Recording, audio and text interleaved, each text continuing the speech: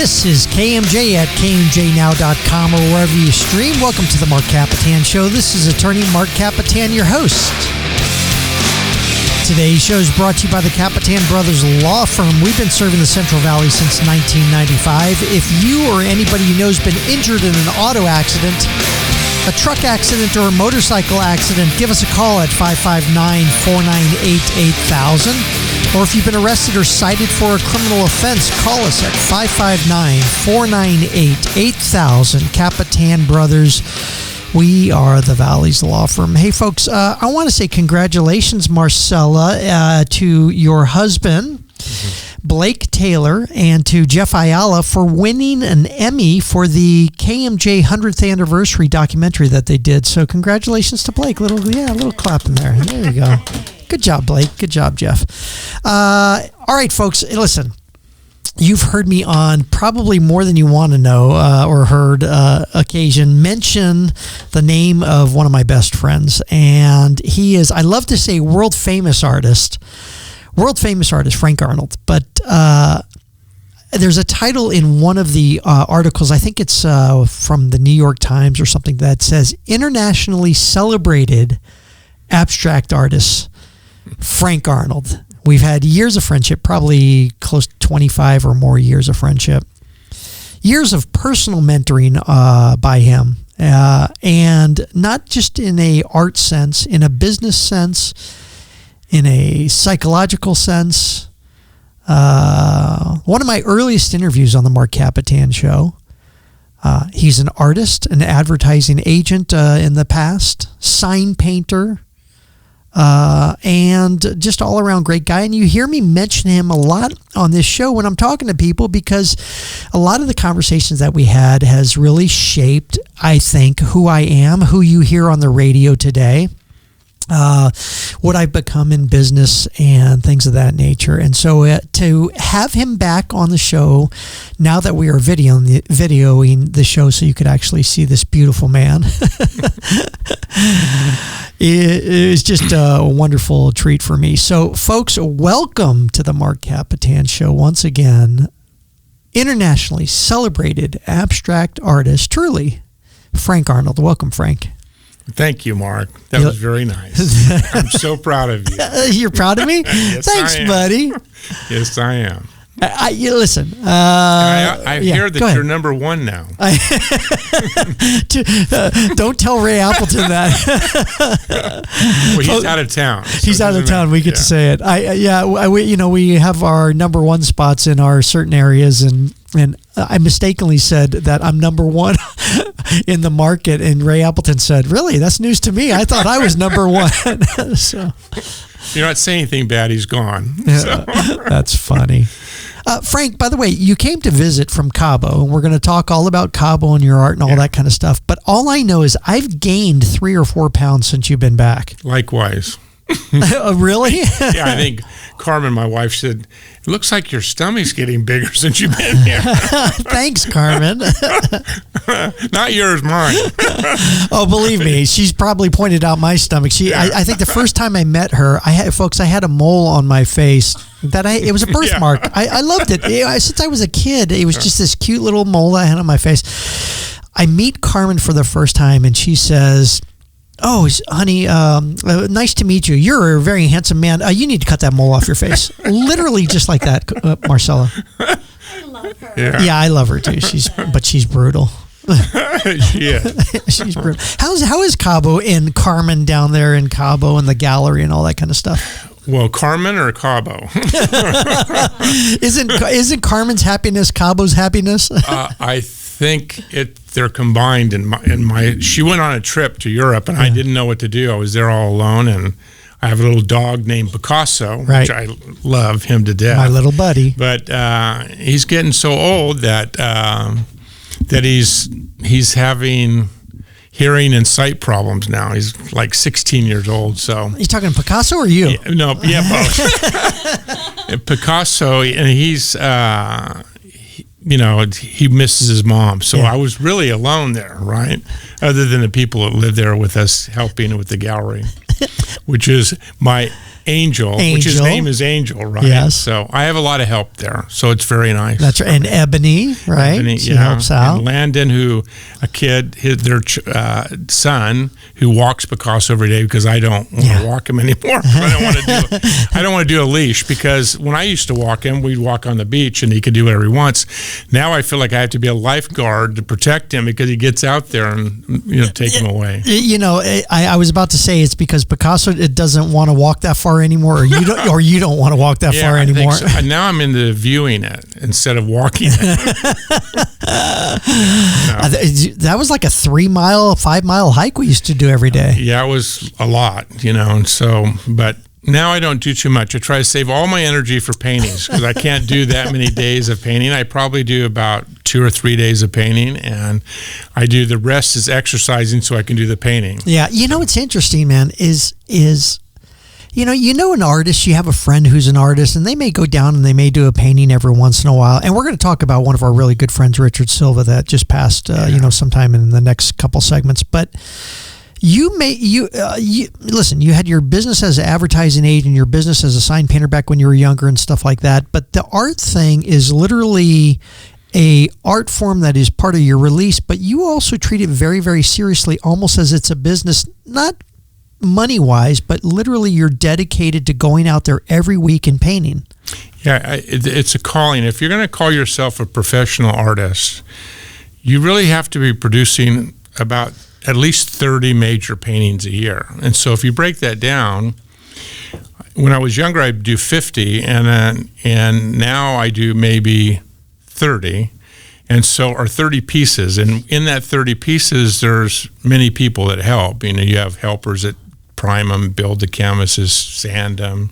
Yeah. I do just the art part. And when I go to Mexico City to do my sculptures, I do a drawing and they build an armature, like a metal armature, and then they put the clay on for me. And then I do the art part and I get to leave. So you get to a spot where things seem to be easier than normal. I mean, it's kind of like you just get to do the fun part of it and then leave. But that's about all I can do now, because it's sort of like doing heavy aerobics for the amount of time you do it. And so for someone my age to be doing something for 7-8 hours is a long time to be. Well, no, I got even I guess a better example of it in my field is, and it's part of your success. And folks, I'm talking success. I mean, you mortgage your house if you want to buy one of Frank's paintings, basically. In the music world, you're the young artist, the starving artist that's loading your own gear, stringing your own guitars, booking your own gigs, all that kind of stuff. And when you finally make it, and especially when you make it and you've done your success and now you're also older, you realize there's certain things that I just can't do, I don't want to do, or I've gotten to that point in my life where I've been successful enough that I don't have to do it. And so you say that you could focus purely on just the art. Yeah, it's funny now. I feel like all I do is exercise to be able to do the art, and it's like, and then eat, sleep. That's it. And then I have to do an art opening once a week, which is kind of exhausting. Yeah, every Thursday you have your art walk, and it's like, taking a bunch of pictures with people and being happy the whole time.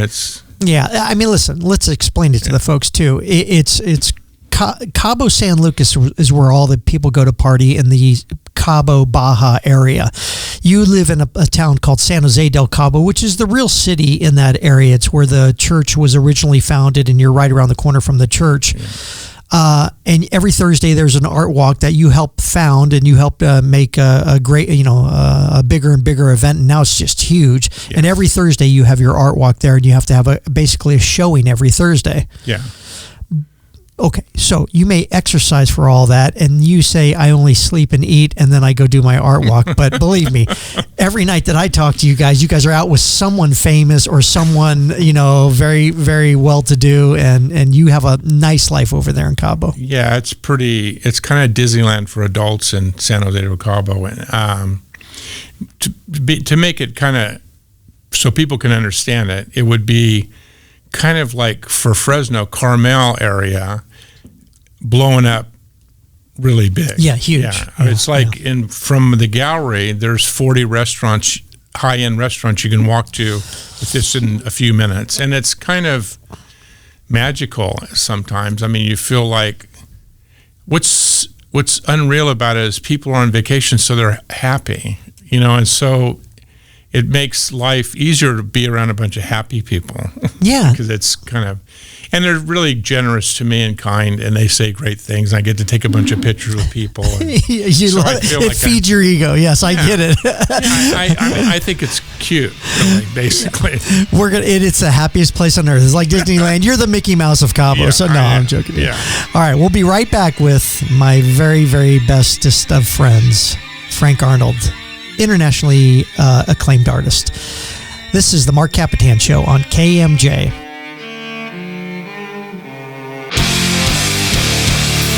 It's News Talk 580 105.9 KMJ. Welcome back to the Mark Capitan Show. Folks, I'm going to pot down this music like I like to do on the second segment. Listen, if you have been arrested or cited for a criminal offense, or if you've been in an accident, it is a very, very trying time. If you've been in an accident, and folks, I know I have been in an accident. Quite honestly, I didn't even think about it, Marcel. I hired the Capitan Brothers, my own firm. I was in a pretty significant accident, and the amount of pain that you're going through, you're in a hospital, you don't know what to do, you can't go out and see anybody. And so lucky I had my brother Peter to call, who, by the way, is a great attorney. I mean, great attorney. But if you've been in an accident and you don't know what to do, just pick up the phone and call the Capitan Brothers at 559-498-8000. We'll answer your questions. We'll lead you on the right path. If you have a case that we think is worthy, we'll go ahead and you could retain us on it. And we've had multi-million-dollar cases, $27 million, $10 million, $1.8 million. It goes on and on and on. And so call the Capitan Brothers at 559-498-8000. We are back on with Frank Arnold, world famous artist. I got to use the better term, internationally celebrated abstract artist, Frank Arnold. And Frank, you had people buy your paintings from as far as Russia? Everywhere. Everywhere, right? Yeah, London. They're everywhere. They're in, by the Red Square. They're in London. I went to London this last summer, and I get out of the cab with Carmen, and this guy goes, I know you. And I go, no, I don't think you know me. And he goes, yeah, my sister bought a painting from you. So every major city I go to now, it's like that. I was in San Francisco 2 times, people would say it. So you realize that, big cities, those people are coming from there, and I kind of look weird, so they notice it. So, you don't look weird. No, it's different. Well, you know what it is? 25, 30 years of knowing you, maybe I'm just used to you. Folks, check it out on Facebook and YouTube and all that on the Mark Capitan Show. You know what? We'll finally do one of those things where they say comment, on, so does Frank look weird or not? I think that would be good. You asked for it, Frank. We'll see how many responses we get on Frank Arnold looking weird. Now that you mention it. All right, man. I remember when we first started hanging out and meeting, you had these paintings that had a lot of codes, a lot of messages. I want you guys to go out on Amazon and buy 2 books. One is Frank Arnold, just simply Frank Arnold, painting and sculptures. And it's more a short story about something he calls the story of 8 that we'll get into. But also I want you to go and buy a book called Unlocked. Actually, for short, we're calling it Unlocked. It's Your Creative Imagination Unlocked. Become Who You Truly Are. It's a book written by Frank and Dr. Jim Manganiello, who is a psychologist. You originally started off your paintings with codes and things that had meaning to you that you would never sort of reveal. But you've taken out a lot of that, and a lot of it is just the art in and of itself. Is that a transformation that you purposely did, or is it something that just sort of happened? Well, I was actually told about Carl Jung, and I would have it was my second wife, Jane, and she was related to Carl Jung, and she would read to me about him, and I thought it was phony or not true. And this is Jane Whitehurst, who was an artist in her own right. Yeah, she's an artist, and she would read about Carl Jung to me, and I just thought it was fake. And he had it started with, he had a quote where he said that he went to his cabin wall and he carved his relatives' names in the cabin wall. And the act of doing that, he bonded with them at a higher level. And I thought that was nonsense. So I went to the studio, and I knew it had to be something of value because he's carving right in his cabin wall. Yeah. So I took one of my paintings and I wrote in it, and I ruined it. And I go, now see, it proved it. And that was sitting there, and I thought, well, I have to fix it. So then I had this kind of like intellectual frenzy, writing all over one side of it, and created a pattern, and you couldn't read anything. So it'd be like you're in a therapy session and you're hitting a ball. You've seen that in the movies, and you just wrote all this stuff, and it was like an epiphany of my life in a moment. And so then I was all happy with it when I got done, and it was great, and you couldn't tell what it was. And so then I tried to repeat it, but it became too difficult to keep repeating it. And so I created numbers for each feeling I had, 1 through 10. And then when I found out, this numerologist came one time and asked me what the numbers meant. I told her the feeling for the number, and she said it matched up with numerology, but I don't follow numerology. Right.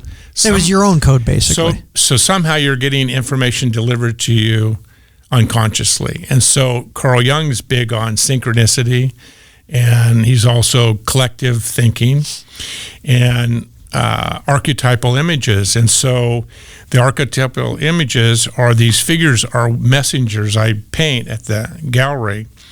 And I learned everything about my life through doing them. And people come in the gallery every week, and someone breaks down and starts crying, not because they think the painting's so great. It wasn't the price of the painting? No.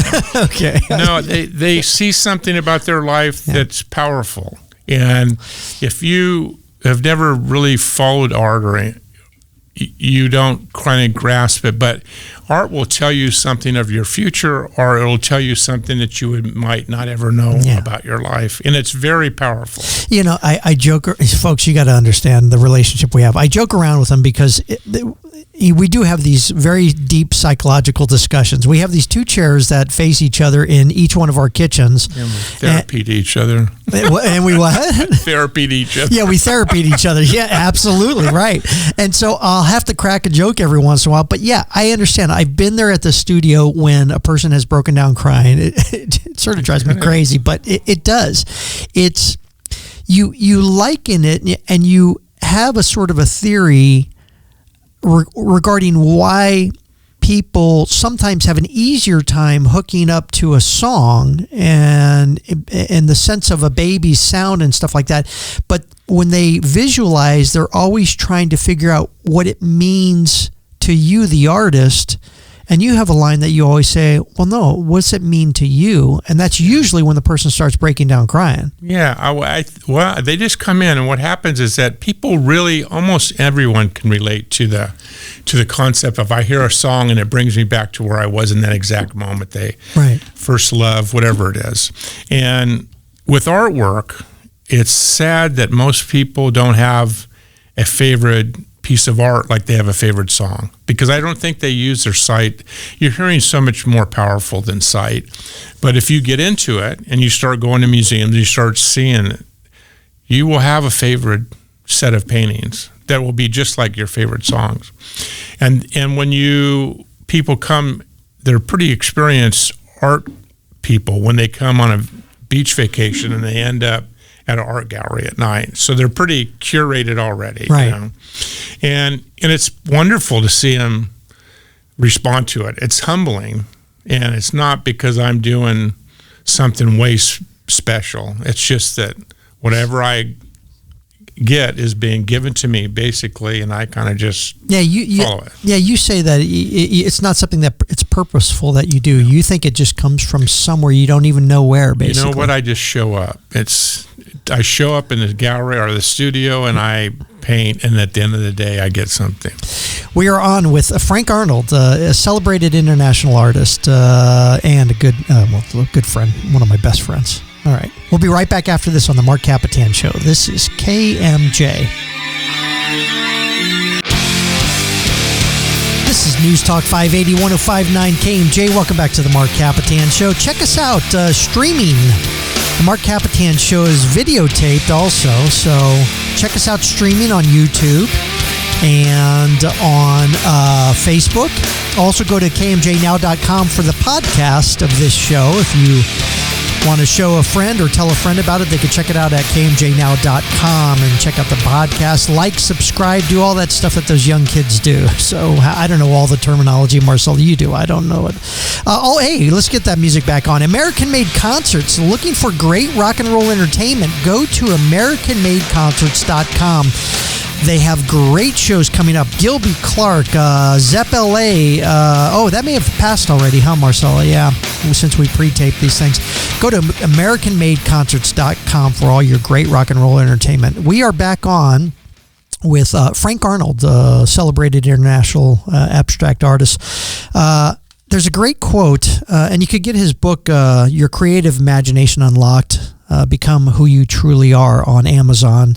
And also you could get his book, Frank Arnold, Painting and Sculptures. One's a great table book for having guests see beautiful artwork, and another one if you are really sort of discovering yourself and you love art, or even if you don't love art and you want to see the connection between the two. It's amazing, the discussion that they have. Cheryl Richardson, one of the New York Times bestselling writers, says, at a time when the world is starved for meaning, emotional maturity, and authentic connections to the soul, the book Unlocked provides a multi-course feast. The marriage of depth psychology, which is Jim Manganiello, right, Frank? Yes. And art offers a compelling new vision for the reawakening and use of imagination and the healing of humanity. Every museum and art house would benefit from this book and engagement in much needed conversation. Sounds like psychobabble. It does. Yeah, but it's weird that you say a lot of the psychologists back in the day had comments regarding music and art and how it related to psychology. What's really interesting, one of the things I've learned from Dr. Jim Manganiello was that Sigmund Freud basically said it's all about your mother and it's all her fault, that you are the way you are, right? And Carl Jung talks about synchronicity, collective conscious, and archetypal images, which archetypal images are basically Greek mythology, basically. It's the gods, right? And they're delivering messages about things. But both of those guys, and many more, all got their epiphany of their belief when they were doing art, not when they were doing their psychology. You mean actually practicing art? They were doing art. Wow. So they were doing a piece of art and they got this awareness. And so you have to say that when you start doing art, that's why it's so good for kids' minds are open when they're doing it. And if people kept doing it, it keeps your mind maybe more open to things being delivered to you. So things are given to you when you're doing art. You've related art to ayahuasca, microdosing, stuff like that. Not saying that you necessarily do it, although I think you did an ayahuasca experience one time. I did. When COVID came, they said the older, heavy-set people are going to die first. So I said, well, I raced cars all my life. I'm not going to go die. I'm not going to go out in my little room, right? So in Mexico, they have ayahuasca ceremonies, and I did do it, and it's pretty powerful thing. And the reason why I ask you is because it's hard for a person to wrap their head around doing art if they've never done it before. Same thing with music. And people ask me, what's the feeling like that going on stage and stuff like that? And it's one of those where you sort of step out of your body in many respects. You're playing the guitar, you're painting with the stroke of the brush, etc. But if you're really in the zone, you don't even know that you're doing that. No, Is it something that you always had in you, or was it a discovery on your part too?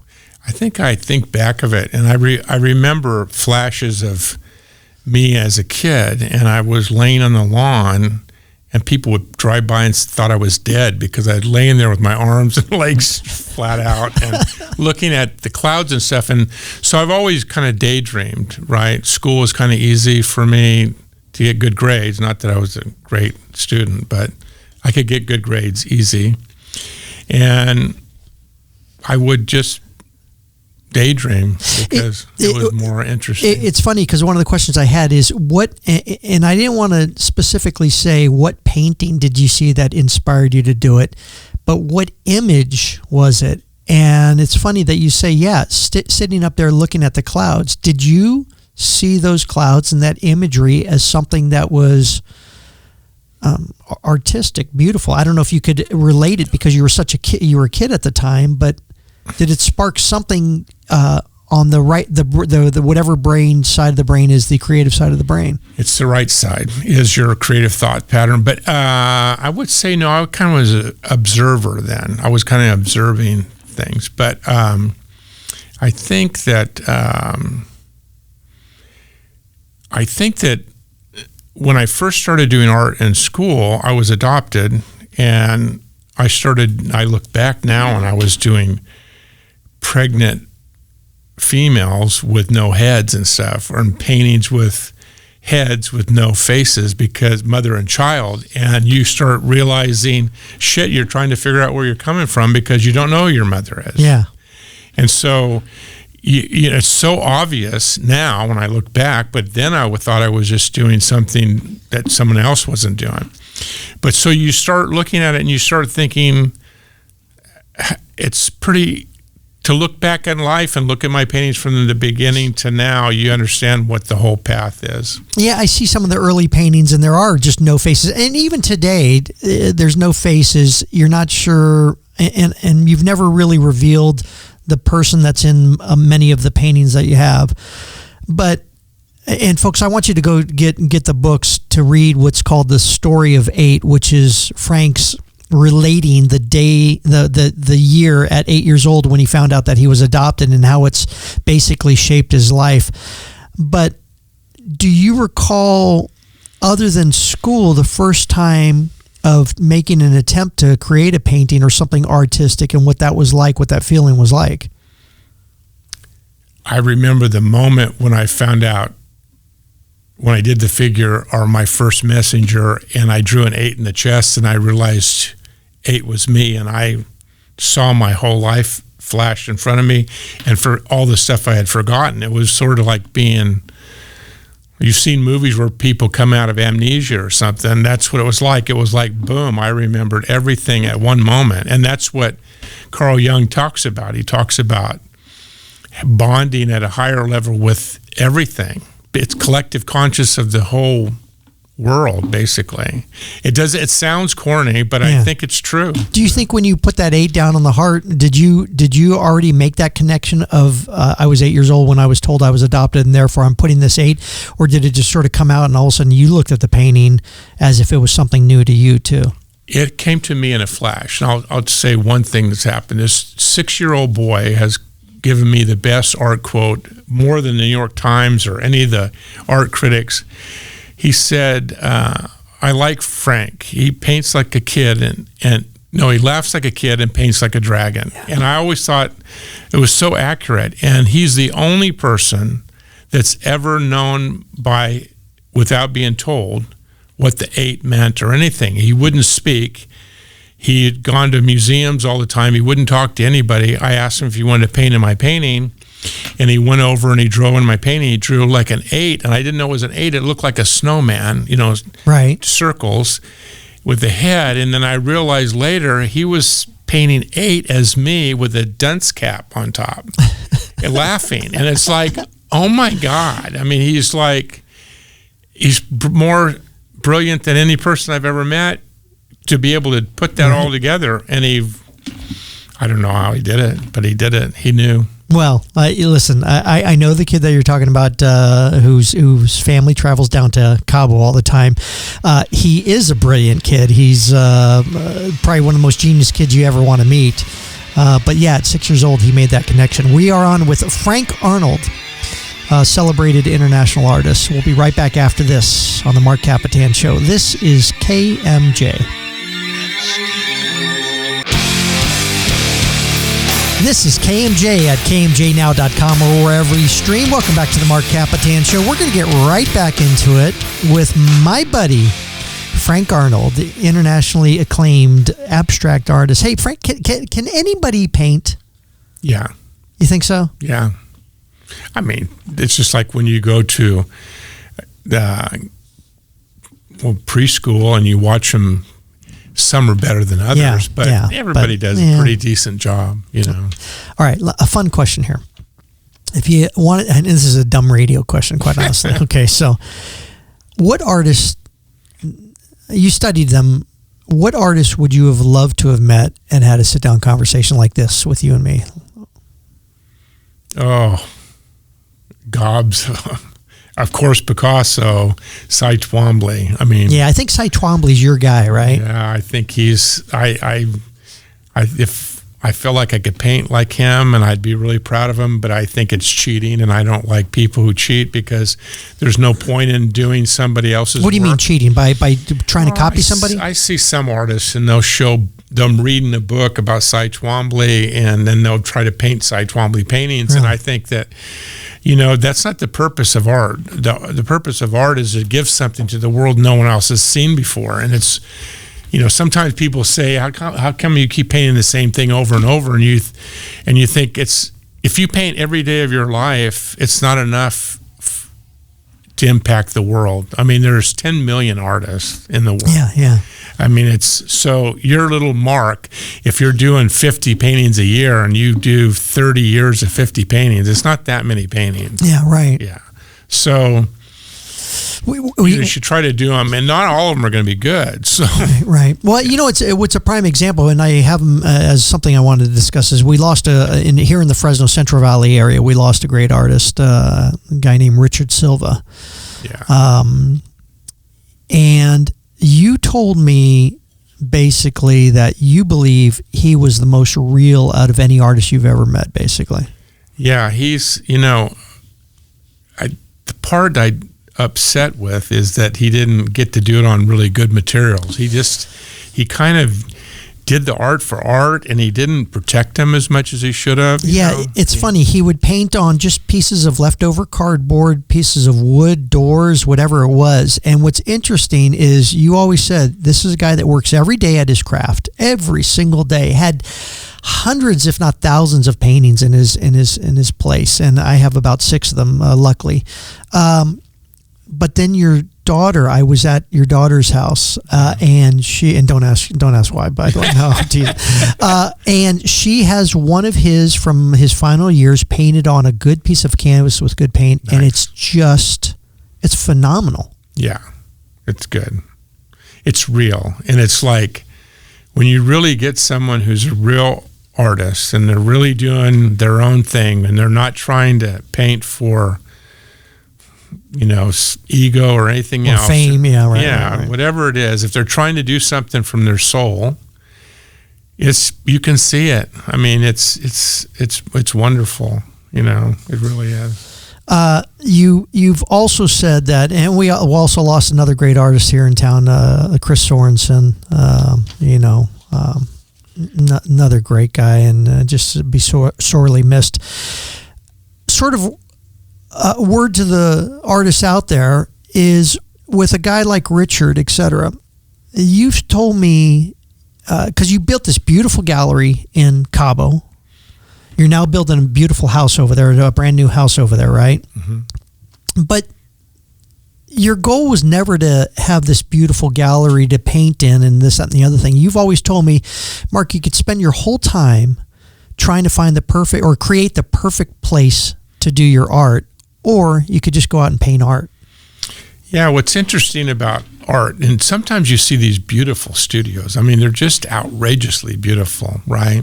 Hey, listen, and if you're in Cabo, folks, I want you to go to the Frank Arnold Gallery, because it is just a beautiful gallery, but that wasn't the purpose of it to create art necessarily for you. No, I write about it in my book. A studio is a place you can make a mess, because once you're really doing it, you're not seeing anything around you anyway. So it's like you're gone. Yeah. So it's just a place to make a mess.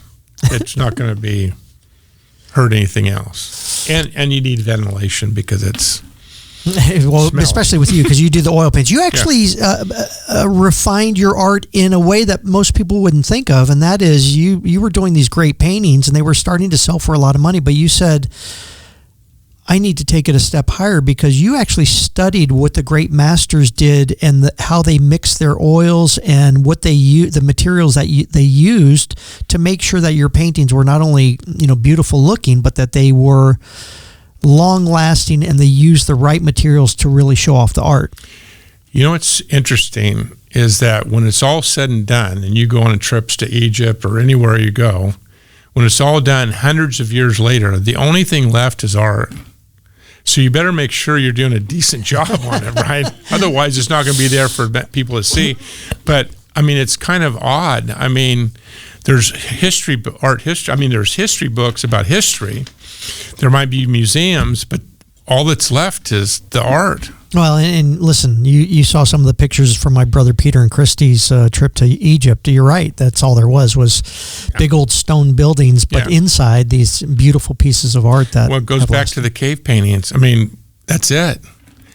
And, it's interesting. I just followed this thing that there's 32 symbols that were all in Europe done all at the same time, and the people couldn't connect each other back then. So somehow that 32 symbols was some language of the world back there. Yeah, you said that basically that the languages from all these distant places that had no connection with each other all seemed to have similar shapes to them. Exactly. 32 different ones.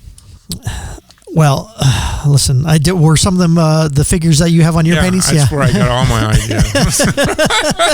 No. You do have a beautiful place to paint. You have a palapa, as they say out in Mexico, out back, that you paint in. You're building your new house that's going to have a perfect place for you to paint, or at least a nice place for you to paint, overlooking the beautiful ocean. Yeah. Is there any in you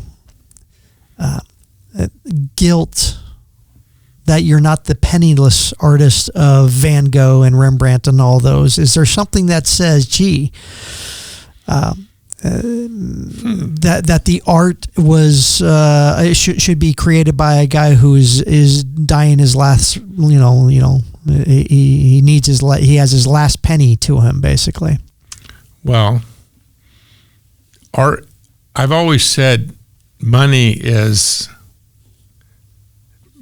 it costs too much to be rich. I feel like that a little bit. And I've had places where I could have had money given to me that I turned down because I felt like if I had it, then there would be no struggle left. And I think the struggle is as important as success, because without it, I don't know what would drive somebody to do it. But the struggle for you is still trying to find meaning to life, being the adopted kid, all those things. You do have you are successful.